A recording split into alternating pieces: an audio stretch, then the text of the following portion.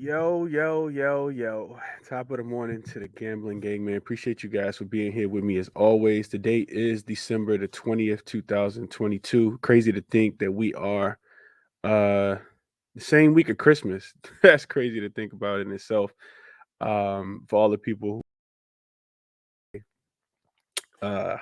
yeah, really, really close, man. This is another episode, another edition of Casted with Chris, the NBA betting show slash podcast. Hit the like button for me if you guys can. As always, the show is presented to you guys by the Basketball Forever Podcast Network. Enjoy partnering with those guys. Check them out on all their social media platforms as well. And let's get into the games that we have for today. Of course, there's always a lot to talk about. Make sure I got the live eye screen up, which I do.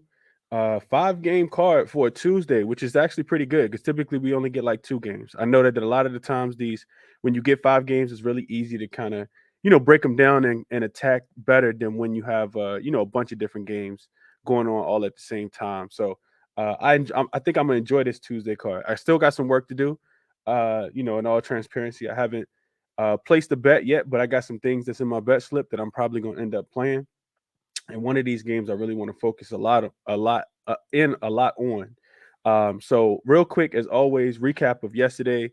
0-1 day. Didn't give out a play on the show yesterday, but gave out a best bet overall throughout the day, and it was the under between the Bucks and the New Orleans Pelicans, thinking that those teams would kind of ramp up the defense, with the Pelicans coming off a loss. And that's what didn't happen. The Pelicans did not ramp up the defense at all.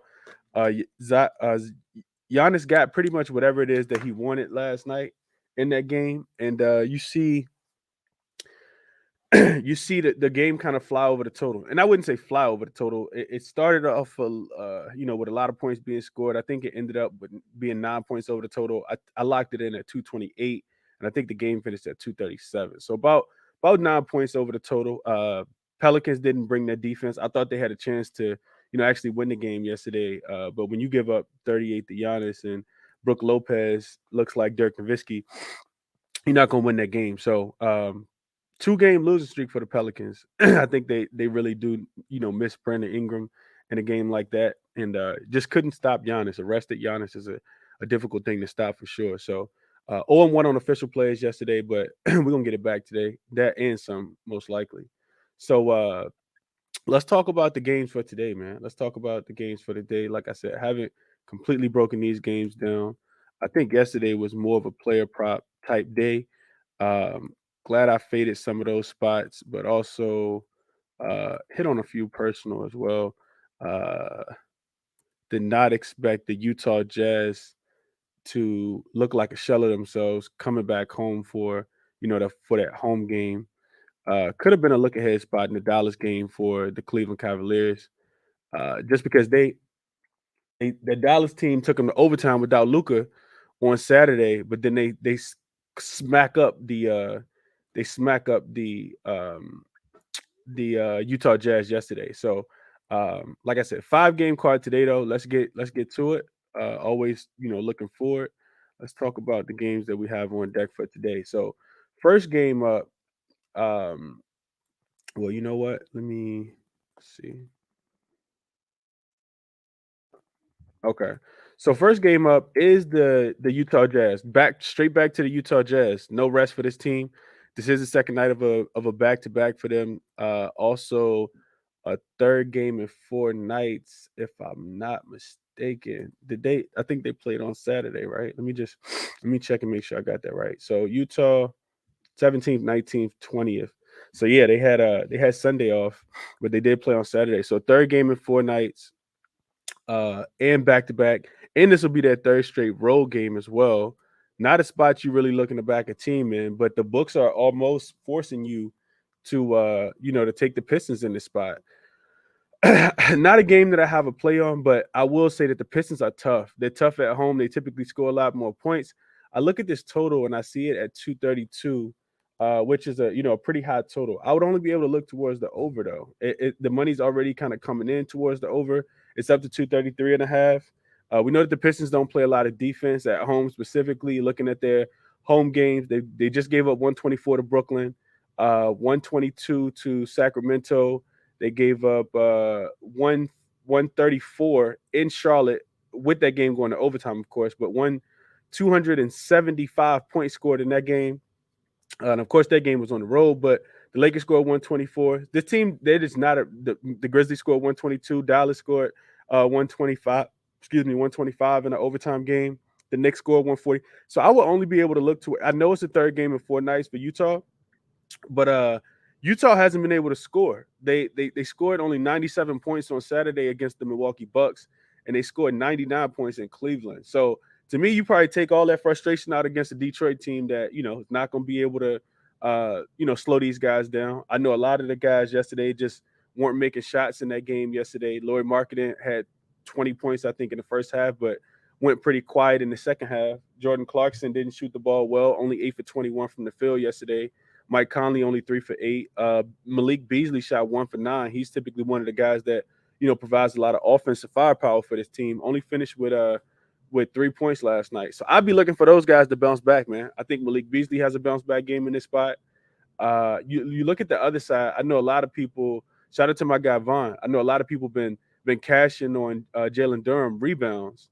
And I think this is a really good spot to look at his rebounds. You're going to get a Utah team, like I said, on the second night of a back-to-back with travel from Cleveland and the third game in 4 nights. I probably, attack this one in the prop market. I do think that the Utah laying 3.5 points is a tad bit interesting.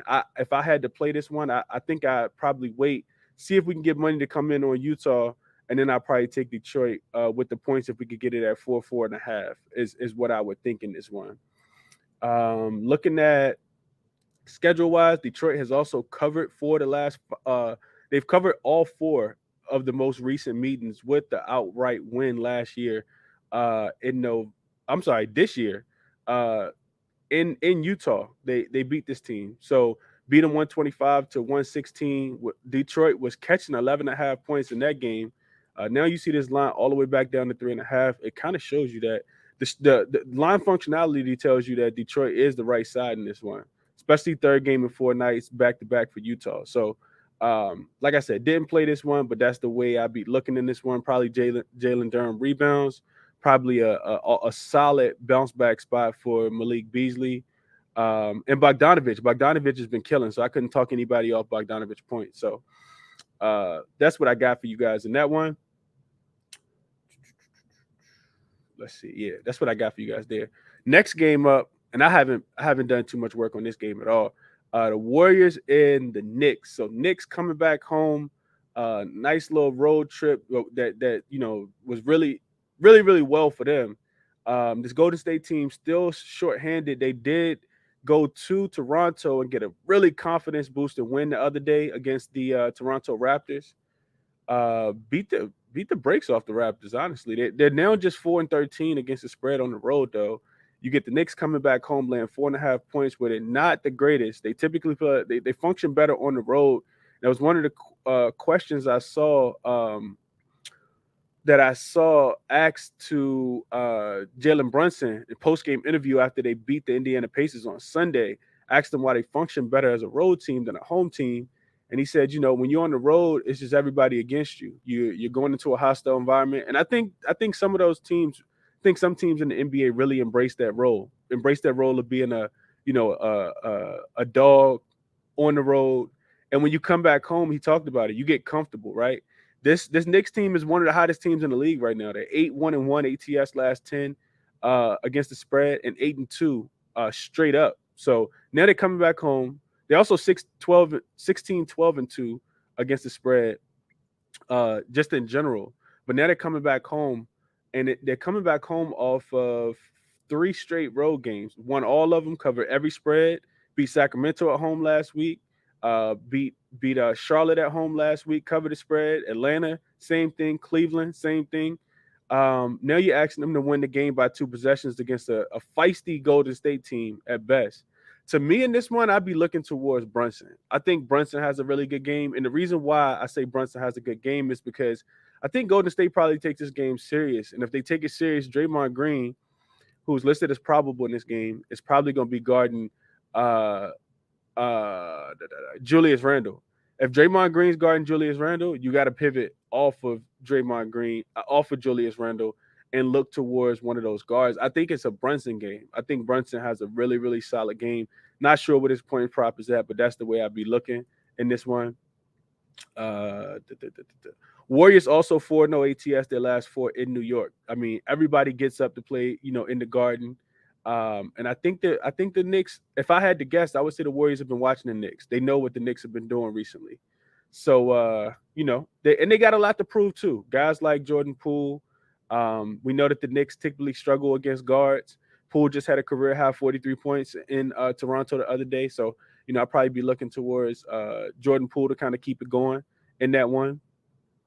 So that's what I got for you guys there. Still got, like I said, some work to do if I'm trying to figure out a side or a total. I know the total has come down. It opened at 225, is all the way down to 222.5. I would agree with that movement. The Knicks have been playing, they have been winning games with their defense recently. You look at this team defensively, they have given up, let's see, the Knicks, they gave up 106 to the Pacers in Indiana, only 91 to the Bulls, 120 to the Bulls. That game with the overtime. Held Sacramento to 99. Charlotte only 102. Atlanta 89. Cleveland 81. So this team has been, I think they have the second best defensive rating over the last 2 weeks in the NBA. So I would only be able to look towards the under in that one. Like I said, I feel like we missed the best of the line now though. Next game up, this Bulls and the Heat game. Real quick on this game. So I always talk about not wanting to back the Bulls ever. So in this game, they're catching 5 points. It opened at 5.5, I think it was. They were getting 5.5. You already see some money kind of come in, on this Chicago team in this spot. The line's at 5, total at 224. It hasn't really shifted a lot in this one. Let's see what I got in this one. One thing I think that's interesting to note, and I actually looked at this query, is the Miami Heat. They are not a team that's covering a bunch of spreads recently, specifically at home. But they are winning games, right? San Antonio beat them by 11 in New Mexico on Sunday? On Saturday. So 2 days off, but they are coming off a 4-game road trip. So let's see. One of the things I pulled up, I'm gonna share my screen real quick for the people that are watching on YouTube. One of the things I pulled up was this is teams coming off a 4-game trip because this team just played 4 games in a row, and they have to come back home and cover by 5 points. I actually didn't add the come back home and cover. Let's add that. I don't think it really matters, honestly, because the site changes, yeah. So it doesn't really matter. But here you guys see teams coming back home. Let me just zoom in just a tad bit. Might make it a little easier to see. Teams coming back home after playing 4 games in a row, either on the road or at home, and having to win the game by 5. That's this season. You see that those teams are 9-4 straight up. And this is if you do home. You guys see 3-8 against the spread, right? So to me, those teams are covering 27% of the time, which means that they're not covering 73% of the time, right? So to me, what that says, I'm gonna stop sharing my screen. To me, what that says, hold on. No, you know what? I gotta show one more thing real quick. To me, what that says is, this is a Bulls or nothing to me. The Bulls did get absolutely smacked up in their last game against the Minnesota Timberwolves, gave up 150 points in that game. DeMar DeRozan talked about that game being an absolute embarrassment. I think that's the only way you can describe it. What I wanted to show is these last 4 teams right here. Last 4 teams coming off, 4 straight road games, having to win by 5 points. This is against the spread right here.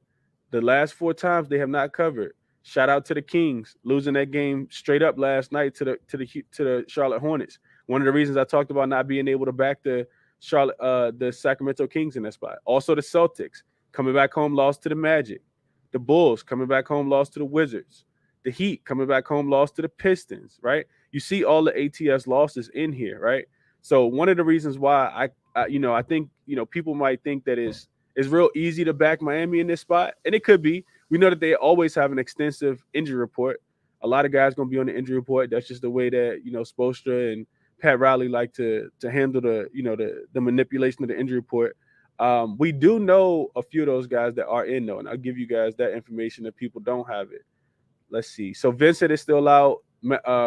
Caleb Martin and Kyle Lowry are questionable, and Jimmy Butler was listed as probable.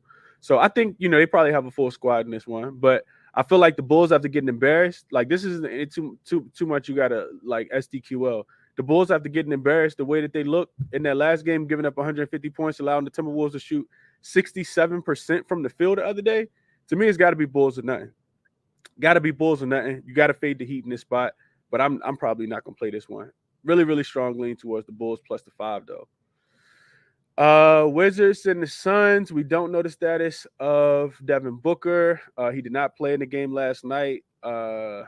Suns are on the second night of a back-to-back. The Wizards have not won a game or covered a spread in a very long time, and that line is at 7.5. So they are predicting a blowout for the Suns in this spot.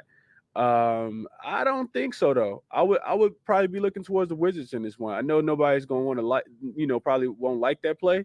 But the Wizards did get Bradley Beal back the other day against the Lakers. And I think there's something to these teams that just haven't won a game recently.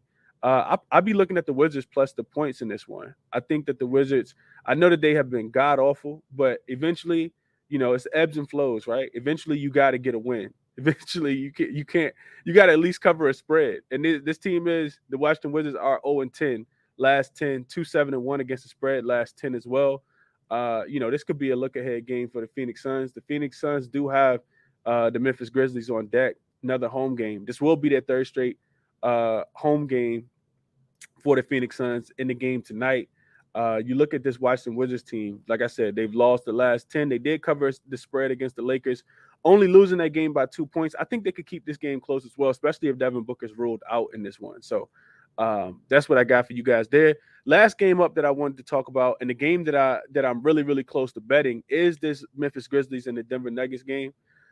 This line opened at the Denver Nuggets actually being a favorite. They were 2-point favorites, and now the line is flipped to Memphis minus 1.5. And it's the only way I'd be able to look in this game is to take the Memphis Grizzlies. And to me, when I'm looking at teams, especially a road team, when I'm looking at road teams that are favored, to me, the first thing that kind of sticks out is defense. Does this team have the ability to be able to get a stop if the game comes down to the wire, right? If it's down to the wire and, you're just in a one possession game and that team needs to win the game by 2, like we see in the spread like this, or you just take them on the money line, can they get a stop? And to me, I think the answer is yes. So let me see what I got for this one. So first off, injury-wise, Jeff Green is listed as questionable. So is KCP. So is Jamal Murray. Michael Porter Jr. is listed as doubtful. That's all on the Denver side, of course. Nothing really to share on the Memphis side, besides them kind of getting embarrassed in that last game. So first, let's go to Denver. So Denver coming off 1 day's rest. They did get a win, but they didn't cover against the Charlotte Hornets. And a lot of the I talked about that game on Sunday. They didn't cover the spread because they don't play defense. This team does not. They're not. It's almost like they're allergic to defense right now. On the opposite side, you get Memphis. They're coming off the big loss in their first road game. Another sight streak that we talk about, right? Memphis losing to OKC after playing all those home games. Then they got to go on the road. Ja gets kicked out, which he shouldn't have been kicked out. But Ja gets kicked out, and Memphis ends up, finding themselves in a dogfight with the same thing Portland did last night. OKC is tough, specifically at home as a dog, and they win both of those games outright, right? So Memphis coming off the big loss against OKC on Saturday, they're only 3-11 ATS on the road this season, but they are 8-2 straight up, 7-2-1 against the spread in their last 10. This team plays extremely hard. They've gotten Jared Jackson Jr. back. They're getting healthy besides Desmond Bane. Zaire Williams is back as well. you look at this Denver team, they're 9-3 straight up at home, but just 6-6 against the spread as well. And they're 3-7 against the spread in their last 10. So they're not playing their best brand of basketball right now. And I think, like I said, a lot of it is because it looks like they're allergic to defense. One of the things I looked at when I was looking at this matchup is the presence of Jared Jackson Jr. I've been talking about it throughout the season, even before he came back. Without him this season, the Memphis has a defensive rating of 112.8, so pretty much a 113. But with him in the lineup, Memphis has a defensive rating of 107.8. Right, so you're talking about they're scoring 5 more points with him in the game. They're grabbing 5 more rebounds with him in the game. They're getting 2 more blocks with him in the game. They're shooting a higher field goal percentage with him in as well. Right, on the road specifically, because Memphis does function a lot better at home in Memphis. They typically turn up at the crib, but on the road specifically, the Grizzlies are 4-5 straight up and 1-6-2 against the spread without Jared Jackson Jr. this year, allowing 119 points. But when they get him in, small sample, only 5 games, they're 2-3 straight up and against the spread. The defense is allowing 5 less points though. They're only allowing 114 points, and they're being outscored by 2 points in that small sample versus being outscored by 6 points without them. Right?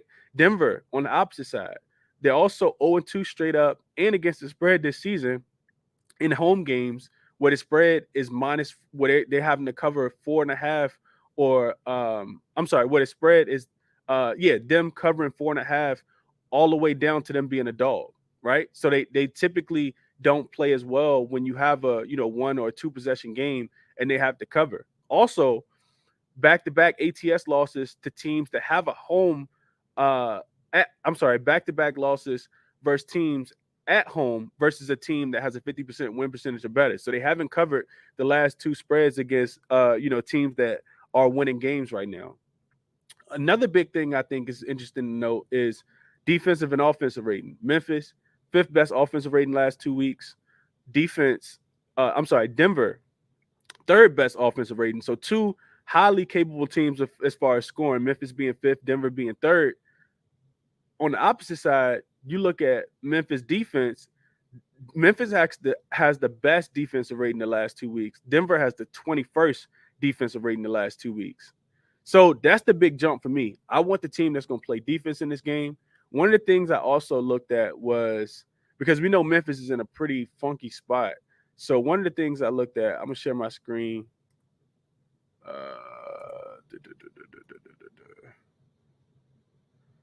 So one of the things I looked at was, let me zoom in so you guys can see it just a tad bit better.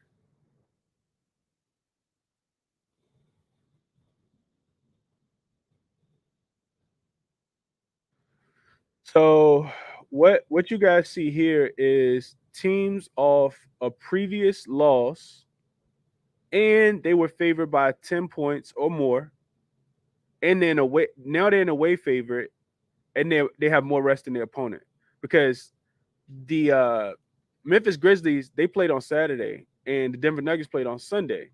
Those teams historically, this dates all the way back, as you guys can see, to 1996. Those teams are historically 13-5. That's a 72% cover rate for teams that were previous favorites of 10 points or more, and now they're way favorite with more rest than their opponent. And you just scroll through the list, and you see the Memphis Grizzlies and the Denver Nuggets down here at the bottom. Really, really nice, support for being able to back the Memphis Grizzlies today in this spot. Like I said, that's in my bet slip. If I place it, it might not necessarily be, the 1.5. It may just be the money line, but I kind of feel like it's the right spot in this game, especially with the injury news that's going on. I do think that Denver needs Michael Porter Jr. to be, to win this game. And with him being listed as doubtful, I don't think that they're going to have him. So I would be looking towards Memphis. Top look of the day will probably be Memphis. And I probably take them on the money lines, similar to what I did last week when they were playing against the Milwaukee Bucks, and they actually got a blowout in that one. To me, if the money line feels more comfortable in this spot, just because they are on the road and they function better at home. But I've been waiting to kind of find a spot where I wanted to fade Denver, and I think this is the spot. Memphis, top look of the day. Didn't place the bet yet, but you know what? I'm about to place the bet. Give me Memphis. I'm not worried about the injury manipulation in this one. One of the big reasons, one of the big things that's kind of been holding me back from placing bets early in the morning is because, we see kind of guys kind of in, kind of out. I think if Memphis gets turned up in this one, especially off the loss to OKC, come back and they come out with something for sure. So give me Memphis in this one. I'm gonna take them on the money line. I'm pretty sure the money line is probably, let's see, doing this live. The live cap. Memphis is minus 120 right now on the money line. Give me Memphis on the money line. Let me see what y'all say in the chat before I get out of here. Let's see. Justin said, what's good? Finally catching the live show. Already on Ja, 26.5 points. I think Ja points is a good look in this one. What's up, KC? Bash Bros, good morning. Good morning, Ant. Frank, good morning. Kyrie, good morning. JR said, I heard the Blazers versus Thunder had a wild ending. Yeah, SGA gamed them. That was the wild ending, right in Winslow face last night. Yeah, it was a pretty wild. And they couldn't get a stop though. They just couldn't get a stop. Portland Trailblazers couldn't get a stop last night. Made sure I told everyone Luka has never dropped 30 against the Wolves. Ooh, I don't think I knew that. I saw that they got ejected last night. Bogdanovich revenge game again. Yeah, against this old team. I think he scores his points tonight, B Hunter. I would be with that. What up, Markel? I think Josh should bounce back after the ejection, looking towards his assists. Yeah, I would look towards his assists as well. Points plus assists, and rebounds. Josh one of the better rebounding guards in the league as well. Russ for sixth man of the year. I can see it. What else? Memphis or Joker props. Yeah. What up, Free Minds? Appreciate you being here. Give me Boyan points or at whatever it is at this point. Pistons only real score. He let that thing go for sure. Fremont said, wouldn't we get a better line if all the Nuggets are ruled in? I think it's already kind of baked in, Fremont. I honestly, I do. I think that it's baked in because you can't favor the Memphis. You can't favor the Denver Nuggets. Like I said, Denver actually opened as 2-point favorites in this one. They can't be favorites if they know those guys, haven't been in. And we've seen Jamal Murray name on the injury report, a lot recently. You could wait and get a better line though, but I don't think that this line shifts too much at all because I think all of the guys are going to be in, or at least in my estimation, on the Memphis side, right? So, you could wait. You could always wait. I encourage people to wait as well. Justin said already got Bogdanovich over 22.5 points. Putting in Memphis money line now. Yeah, I like Memphis a lot today. That's gonna be my biggest bet of the day. Probably definitely gonna be there. So yeah, 28 minutes in the books, man. I try to keep this show to about 20, 25 minutes. I talk too much though. But I appreciate you guys for rocking with me, man. Appreciate you guys for rocking with me. Munga said, what's up from Kenya? Hey, that's what's up, man. All the way from Kenya. I appreciate you watching the show, man. Y'all hit the like button for me if you guys can. Retweet the show if you guys have Twitter. Share the show, all that good stuff. I appreciate you guys for always supporting me and rocking with me, man. The viewers make the show always, always, always. Jalen Durham rebounds as well. He's been looking really good lately. I talked about Durham in that spot. Like Durham rebounds, like Bogdanovich points in that one as well. And like I said, Malik Beasley probably bounced back after only shooting 1 for 9 from the 3-point line. We know Detroit has no defense at all.